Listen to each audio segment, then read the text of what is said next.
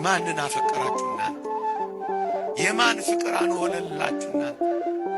በማን ፍቅር ተንበረከካችሁና? ለማን ፍቅር እጅ ሰጣችሁና? እንዲህ ያለው ሙሽራ ተመለከቱ። እንዲህ ወዳለው ሙሽራ አትቀርቡ።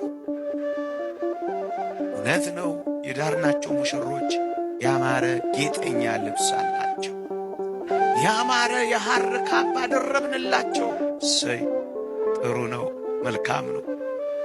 ይሄን ሙሽራ ግን ላስታውሳችሁ፣ ነቢዩ ኢሳይያስ እንዲህ ይላል፣ ከበላሶን አገር የመጣው ሰው እንዲህ ብዬ ጠየቅኩት ይላል፣ ልብስ ስለምን ቀላ ብዬ ጠየቅኩት ይላል። መልስ እሱም እንዲህ አለኝ ይላል፣ የወይን መጥመቂያውን ብቻዬን ረግጬዋለሁ፣ ልብሴም ላይ ተረጨብኛለኝ። በአጌጠ ልብስ ባማረ ልብስ አይደለም፣ ስለ እኔና ስለ እናንተ በራሱ ፈቃድ፣ በባሕሪ አባቱ በአብ ፈቃድ፣ በመንፈስ ቅዱስ ፈቃድ ብቻውን የተሰቀለ ብቻውን የተተወ እንዲህ አይነት ሙሽራ አለ። በደም ባጌጠ ልብስ ስለኛ የተሞሸረ። ይሄንን ታዩ ዘንድ ውጡ። ማንን ነው የምታዩት?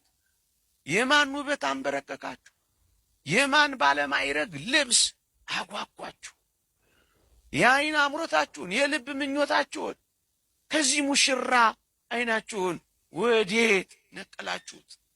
እናንት ክርስቲያኖች በልቡ ደስታ ቀን፣ በቀራንዮ በሰርጉ ቀን ደም የተረጨውን እንዴ እሱን ታዩ ዘንድ ኑ ውጡ ነው የሚለው ወገኖቼ። እንዴ ገጻቸውን ከስር ከስር የሚያስውቡላቸው፣ ደም ግባታቸው እንዳይጠፋ በሜካፕ የሚያስውቧቸው ሙሽሮችን ድረናል፣ ኩለናል። ሰይ ላባቸውን ከስር ከስር ባማረ ዋይፕስ የሚጠረጉ አሁን ወደ ጓዳ ገባ እያሉ የሚዋቡ ብዙ ሙሽሮችን ድረናል፣ ኩለናል። ሰይ ጥሩ ነው። ግንስ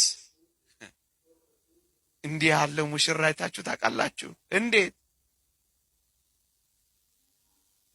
ፊቱን የሚጠርግበት ሻሽ እንኳን የሌለው ሙሽራ አይታችሁ ታውቃላችሁ? ከአናቱ ላይ የሚፈሰው ደም አይኑን እየጋረደው የሚራመድበትን መሬት እንኳን መርገጥ ተስኖት ሲወድቅ ሲነሳ ፊቱ በደም ተጥለቅልቆ የሚያብስበት ሻሽ እንኳን አጥቶ በተውሶ ሻሽ ፊቱን የጠረገ እንዲህ አይነት ሙሽራ አፍቃሪ እንዳለን እናውቃለን። ክርስቲያኖች ንዑድ ክቡር የሚሆን ሐዋርያ ጳውሎስ እንዲህ ይላል፣ እናንተን እንደ ንጽሕት ድንግል ለአንድ ወንድ ለክርስቶስ ላቀርብ አጭቻችኋለሁ ይላል። እህቴ ሆይ ታጭተሻል፣ ሙሽራ አለሽ። ወንድሜ ሆይ ታጭተናል፣ ሙሽራ አለ። ተዋህደን የምንኖረው አምላክ አለ። ቅድም ባልኳችሁ የሰርግ ቀን ፍጻሜያችን የሚሆንበት፣ ተዋህደን የምንኖርበት፣ ከብረን የምንኖርበት፣ ከሙሽራችን ጋር በደስታ የምንኖርበት የሰርግ ቀን አለ። ልንገርሽ እህቴ፣ አንድ ነገር ልንገር ወንድሜ። ለድንግል ማርያም ጭንቀትህን ስትነግራት መስማት ብቻ አይደለም ይሰማታል። ወይኔ አልሰማችሁኝም? ለድንግል ማርያም ችግርህን ስትነግራት፣ ችግርሽን ስትነግሪያት መስማት ብቻ አይደለም ይሰማታል። ሲርብሽ ረሃብን እኮ ታውቋለች። ግብፅ በረሃ ላይ የሕይወት እንጀራን አዝላ የተራበች እናት ናት ድንግል ማርያም። ረሃብን ታውቋለች። አንተ መጠማትን ታውቋለች። የሕይወት ውሃ አዝላ ውሃ የለመነች እናት ናት። ልመናን ታውቋለች። ችግርን ታውቋለች። መጠማትን ታውቋለች። ያንቺ እናት ድንግል ማርያም ቤዛ የሆነችልሽ አንድም ይህን መከራ ስለተጋፈለች ነው። አንቺ መሰደብሽ ይገርምሻል፣ መለቀፍ ይገርምሃል። ከስድብ ሁሉ አጸያፊ የሆነው ስድብ እኮ በኮቲባ በኩል እኮ ደርሶባታል። መገፋት ይገርምሃል።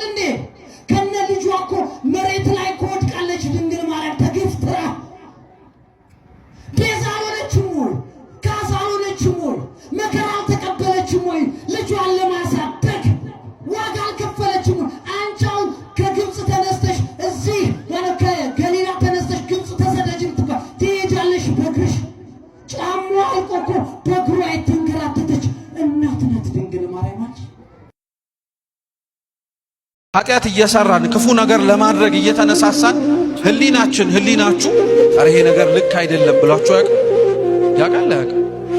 አረ ይሄን ነገር አቁመው ብላችሁ ያውቃል።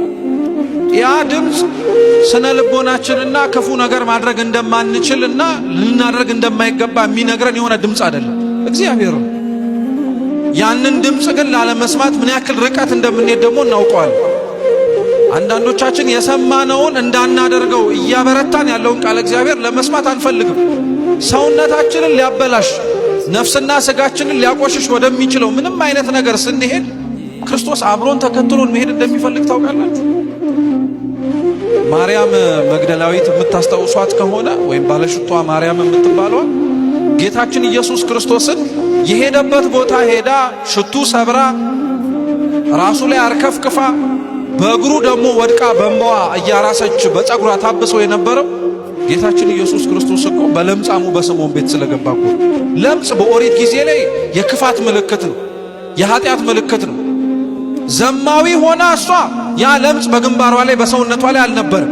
እንግዲህ የእግዚአብሔርን ቸርነት እስኪያስቡ ከዝሙትና ክፉ ከምንላቸው ኃጢአቶች የትኛው ይበልጣል ቢባል የምናበላልጠውን ኃጢአት መቼም የኃጢአት ትንሽ ትልቅ የለውም። ሁሉም ኃጢአት ወደ ሲኦል ያስገባል። ትንሹ ውሸትም ከትልቁ ሰው መግደል ጋር በእግዚአብሔር ሚዛን እኩል ነው፣ የእግዚአብሔር መንግስት ያሳጣል። ግን ስታስቡት የሱ ኃጢአት እንደ ለምጽ ከሰው ይታይበት ነበር። ሰው ያርቀው የነበረበትም ምክንያት ይህ ነበር። ማርያም ግን ምንም የሚታይ የኃጢአት ምልክት ሊሆን የሚችል ምንም ነገር የለባትም። በደሏን የምታውቀው ራሷ ናት። ማናናት አልኳችሁ? አብዛኞቻችን በደላችንን እግዚአብሔር የማያውቀው ይመስለናል። እንደሚያውቀው ግን የእኛም በደል ራሳችን አናውቀው። እውነት የራሳችንን በደል ለማየት አይነ ልቦናችንን ያብራልን። ክፉነታችን የሚመነጨው የራሳችንን በደል ካለማየት ስለሆነ ነው።